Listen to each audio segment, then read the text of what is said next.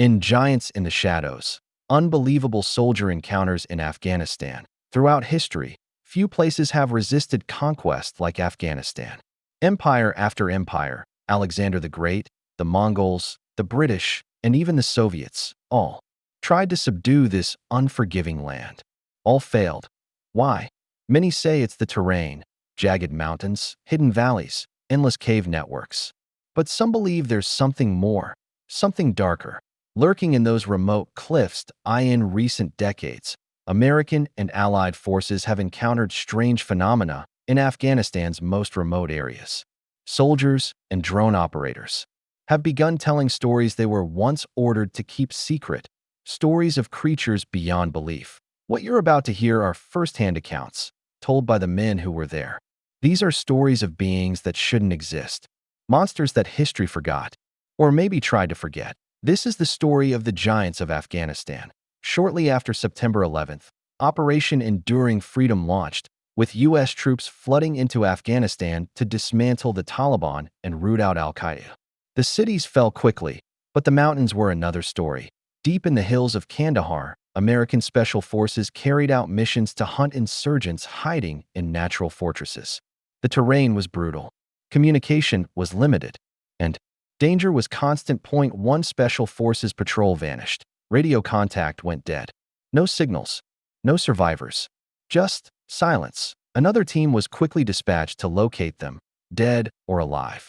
But what they found was neither Taliban nor terrain-related tragedy: scattered gear, torn uniforms, shredded vests, evidence of a brutal struggle, then bones, dozens of them, piled near cave entrances like trophies. Before they could assess, something emerged. A figure, at least 13 feet tall, stepped from the shadows of the cave. Long red hair, skin wrapped in animal hide, a massive spear in one hand.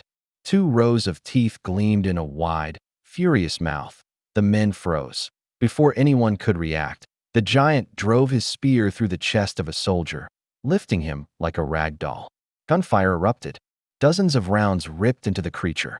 Only after a full 30 seconds of sustained fire did it collapse. The battlefield fell silent again, except for the horrified breathing of men who had just killed something that wasn't supposed to exist.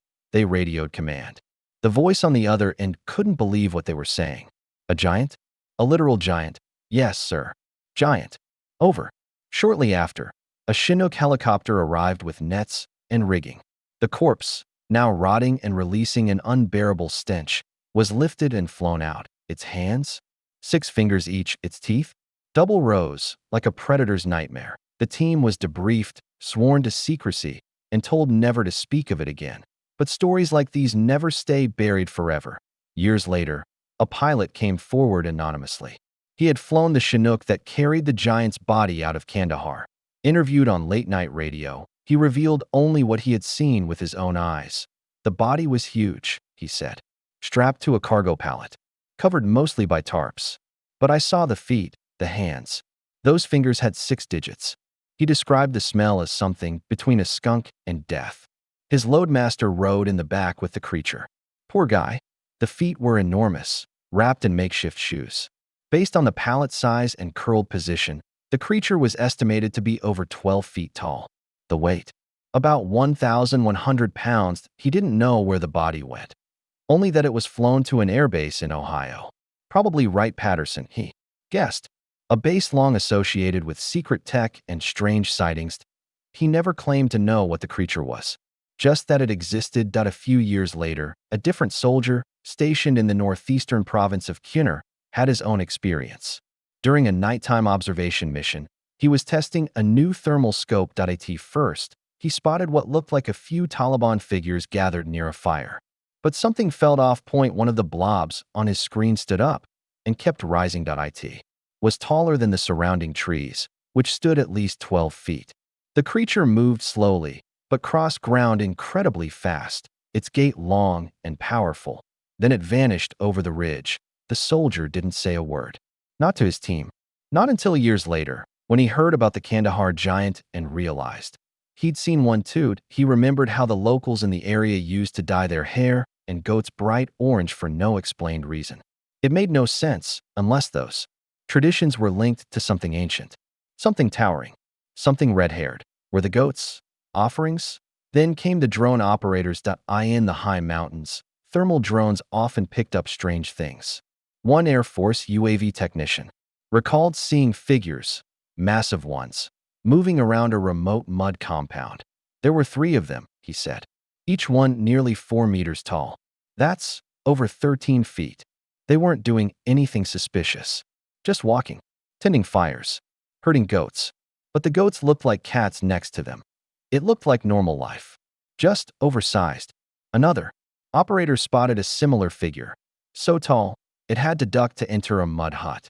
Standing beside locals, it towered over them like an adult among toddlers. Again, no weapons, no aggression, but no explanation either. An intelligence analyst reviewing drone footage of the Karangal Valley spotted what he initially thought were 2 men huddled under a blanket by a fire.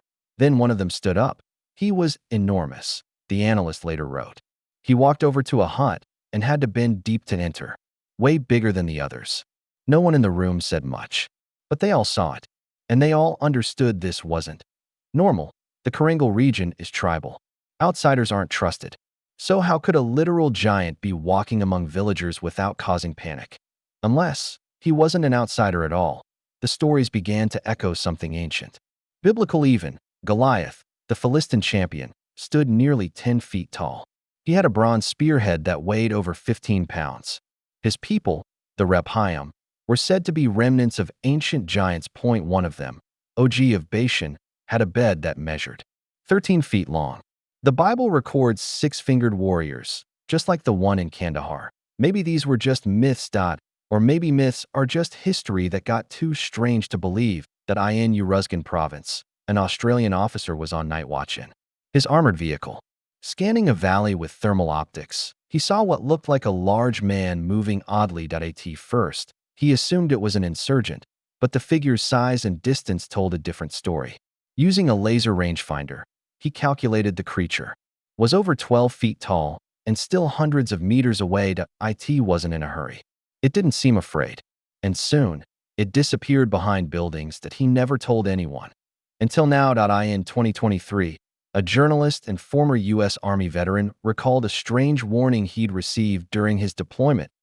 He was on a human intelligence mission near the Pakistan border, talking to local villagers about Taliban activity.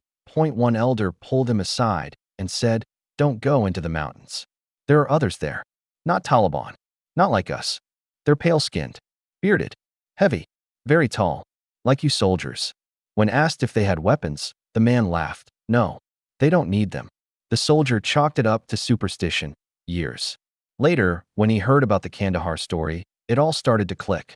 What if the villagers weren't being poetic? What if they were telling the truth? All these testimonies, drone operators, soldiers, intel analysts, even helicopter pilots, they tell different parts of the same mystery. No theatrics, no embellishments, just details, repetition, consistency. Could there really be giants still walking among us, hidden in the planet's last remote edges? Are they relics of a forgotten race, or something stranger still? We may never know for sure. But to the men who saw them, the giants are real. They remember what they saw, even if the world doesn't believe them.